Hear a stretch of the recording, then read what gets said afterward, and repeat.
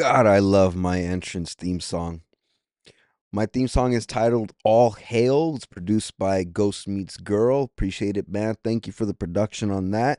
And that's what we're going to talk about in today's episode here on the Cutting Room Podcast with your mass creative host, Damian King. So, a theme song and an entrance music is really part of a pro wrestler's gimmick. It's part of their whole package and everything. It lets the fans know what's coming. It warns their opponent. It sets the tone for who is coming down that ramp, and that's what we're going to talk about today. I'm taking two examples, two pro wrestlers, and showing you guys how films inspired their pro wrestling entrance themes. So the first one we're going to take is Jon Moxley. Jon Moxley, if you don't know, if you haven't heard of him or uninitiated or only watched WWE, Jon Moxley is formerly known as Dean Ambrose. Left the company in 2019 after being unhappy with creative where he was going with his character, let his contract run out, and chose to go on an excursion back on the indies into New Japan Pro Wrestling, where he became the Death Rider and became that Death Rider moniker. So then he signs with AEW, which was the new company at the time in 2019, debuting at AEW's first pay per view, Double or Nothing, coming through the crowd, infamously DDTing uh, Chris Jericho, Kenny Omega, and the referee. And that's when, he sniffs the air and felt freedom after so many years being constricted in WWE. So obviously Tony Khan signs this big megastar, and obviously he's going to give his megastar a new theme song, which is when we get his new theme, Unscripted Violence by Violent Idols. It's still on streaming services, and he hasn't used it in a very, very long time, but still a good song. We'll talk about Violent Idols later on in the episode. But this is where it kind of gets a change at some time point in Moxley's career in AEW, which is around May 2021. Still the pandemic era is when we had very minimal fans in the crowd. They let a couple people attend the shows at the time, and it was still out of Jacksonville, Florida, at Daly's Place, which is where AEW was holding a lot of their shows at the time. So in May 2021, we got a new theme song, and it was Wild Thing. Originally by the Trogs, we get the Trogs version, and it was during a certain match between a New Japan wrestler. I can't think of the pro wrestler's name at the top of my head right now, but it was a very good match. And it was when Moxley comes out holding the IWGP United States Championship. He's accompanied by his friend Eddie Kingston. I really liked the Trogs version of Wild Thing with Moxley using it. I don't know. I'm just a fan of the song. I could see why he didn't use it very long, and maybe um it wasn't really fitting for arenas, but then he switches it up, and then we get the Band X version of Wild Thing. And people are probably wondering, wait, so why Wild Thing? Why it's such an odd choice for a theme song? Obviously it's a known actual song. Well, he actually took inspiration from a baseball movie known as Major League. Major League, released in 1989, talks about the struggling Cleveland Indians coming off of a couple bad seasons. Their new owner, who inherited them from her now deceased husband, she's a former showgirl and plans to want to move the team to Miami because she's sick of living in Cleveland. So how she's going to do that is by getting rid of every player they have currently and signing a whole bunch of has-beens and nobodies. And in that group of nobodies and misfits that we get people like um, Wesley Snipes, very young Wesley Snipes. This was prior to him being Blade. And we also get a very young Charlie Sheen, who plays Ricky Vaughn, who is known as the Wild Thing on the team. Why the Wild Thing? Well, he has a 100-mile-per-hour pitch, but has no control over it. Turns out in the movie, he is blind and can't see very well, which is why they slap on the big glasses on him. And then towards the end of the movie, in the last game, makes the save and comes out with his new entrance theme song, Wild Thing, where they crank it up, and the crowd sings along and everything. And the owner of the team, she's like, I hate this fucking song. So that's actually where he took inspiration. John Moxley took inspiration for his new theme song. So why that song and why these two characters are actually very similar, John Moxley and Ricky Vaughn. Well, both of them are actually, the movie takes place in Cincinnati, Ohio. I mean, the movie takes place in Cleveland, Ohio, where the Indians play. And actually, John Moxley is from Cincinnati, Ohio. So there's one connection between the two characters in the movie. Also, Ricky Vaughn and both John Moxley are both rebels. They do not fit the mold for what their profession is supposed to look like. John Moxley doesn't really look like a professional wrestler, he just looks like a regular guy. Ricky Vaughn, obviously, having the haircut, having no sleeves, and no cap at practices, it kind of really gave me a Moxley feel to his character, not really following the rules. And it's also, there's a line by the manager when he sees him at practice, tells him, so, they tell us you're a pitcher, but you're not much of a dresser. And it actually made me laugh. It kind of gave me a little callback to Moxley. So I had never seen Major League prior to doing my homework on this episode. I know people are probably going to be like, how did you never see Major League? I'm just a fan of other different baseball films. Some of my top baseball movies that I like watching over and over again is obviously Rookie of the Year, Moneyball, and Little Big League, believe it or not, is actually one of my favorite baseball movies. If you haven't checked any of those out, check them out.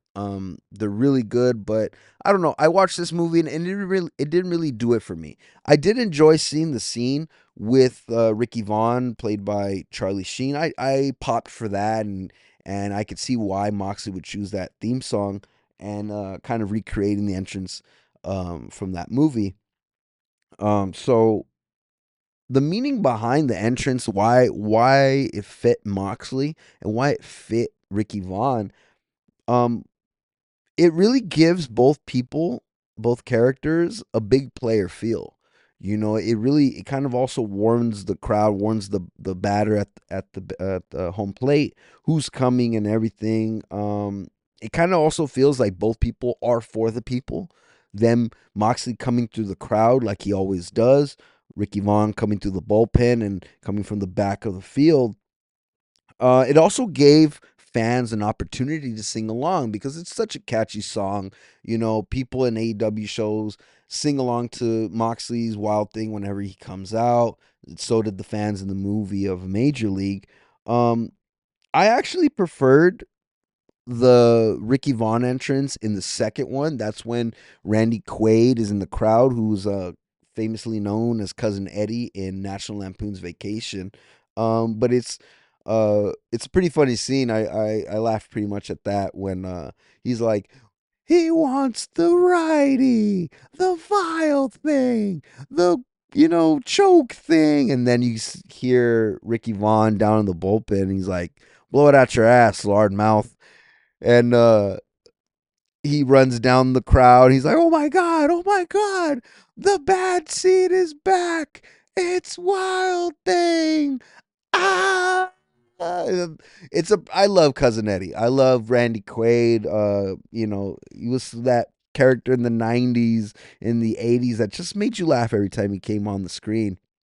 But I actually preferred that version over the first Major League. I don't know. It was when he was pitching to Parkman and he wanted him instead of who he had at the plate. Um, but going back to Violent Idols.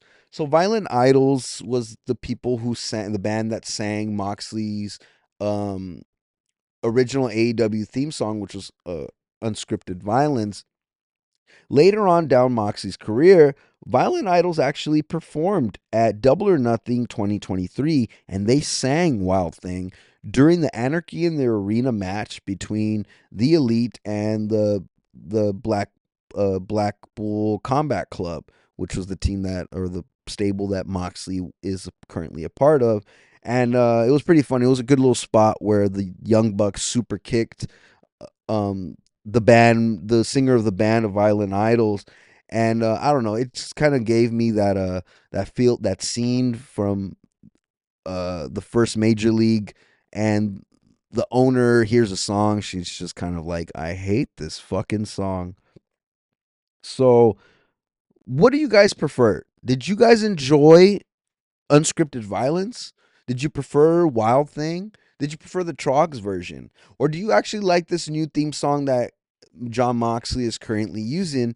And he's now currently in a feud with this next wrestler that I'm going to talk about right now, who also took inspiration from a movie for his persona as a character and also his entrance theme song.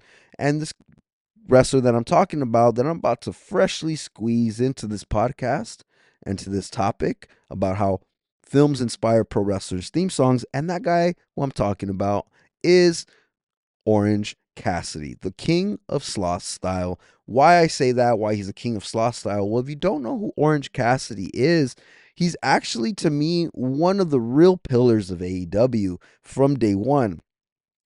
Orange Cassidy has always stuck to his guns, has never compromised, has never um, been someone who he is not. So, how his entrance theme song and his persona is inspired by a movie? Well, turns out that his character is based off a character that was played by Paul Rudd in the movie Wet Hot American Summer. And if you haven't heard of that movie, I don't doubt that you wouldn't know it, because it was a movie that I didn't even know existed. I kind of saw the poster for that movie every so often on Netflix, just never gave it a chance until I became a fan of Orange Cassidy down the line. And it turns out that his character is based off of a character from this movie that's named Andy, played by Paul Rudd. So it's actually not the whole movie that inspired him. It's this very specific scene in the movie Hot Wet American Summer where Andy's character is eating in the cafeteria and just kind of chucks his plate down to the side and throws it on the ground when one of the other counselors tells him to pick it up, and he's like, yeah, I'm kind of busy right now. And this whole scene is so hilarious.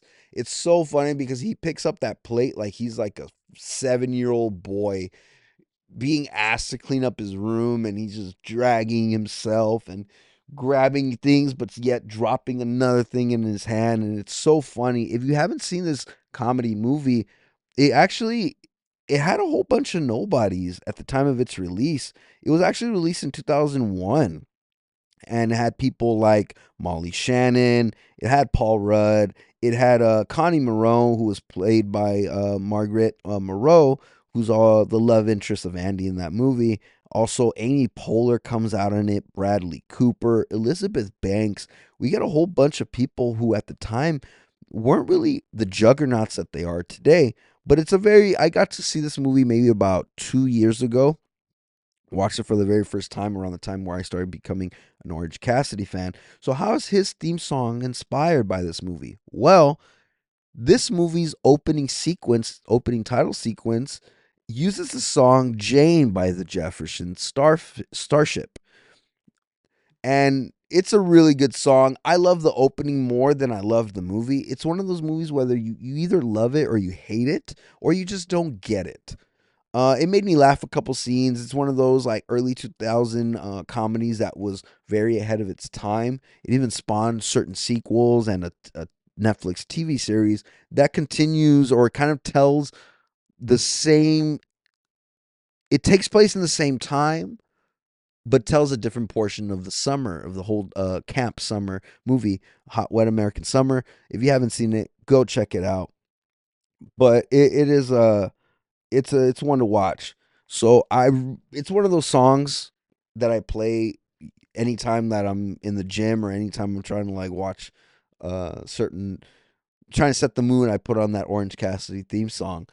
So, and going back to Jon Moxley, Moxley wasn't actually the first person to pull out the Wild Thing song in pro wrestling. Actually, FMW founder Onita used it in Japan when he came out in the Tokyo Dome.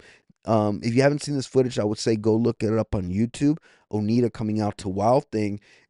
He was a heel, and he comes out to the Tokyo Dome with a steel chair in hand, lights up a cigarette, sits down while the entire crowd is chucking things left and right at him. He smokes that cigarette and makes his way down so slowly.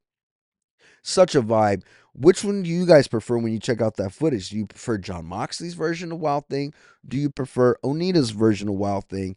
Me, I'm always a big fan of singing Wild Thing anytime I'm at an AEW show, but now we won't be able to get that now that Moxley is a heel and now using a different theme song, is now feuding with Orange Cassidy, and they're going to duke it out at AEW's Full Gear, their pay per view next month in November, and it's gonna be a slobber knocker, guys. I'm a big fan of Orange Cassidy, and I feel like this might be his time. It's for the AEW World Championship. It's Orange Cassidy's time to win that title. Honestly, he's a day oneer. He's paid his dues. If you guys don't remember, this isn't the first meeting between Moxley and Orange Cassidy. They've also wrestled each other at All Out in 2023 for Cassidy's international title at the time. And actually, Moxley has a win over Cassidy. I feel like, you know, he's due. He's due like the Dodgers win the World Series this past week. But what do you guys think? Who do you guys have your money bet on? Is it Moxley or Orange Cassidy? Both pro wrestlers that has taken inspiration from films for their entrance theme songs and their personas. And that's what I love about wrestling, man. It's so cinematic. And I'll wrap this up right now. And this is gonna be it's gonna be an episode. I'll probably come back every so often. I'll take a wrestler and tell you guys how it's their entrance was inspired by a film. But if you guys like this episode, comment below. And if you guys really love this channel and love the content that I'm releasing, subscribe to the channel, The Cutting Room Podcast. And I'll say that's a wrap on today's episode. As always, this is your host, Damian King, the Mass Creative. Like always, pro wrestling is cinematic. Hope you guys have a good day and cut.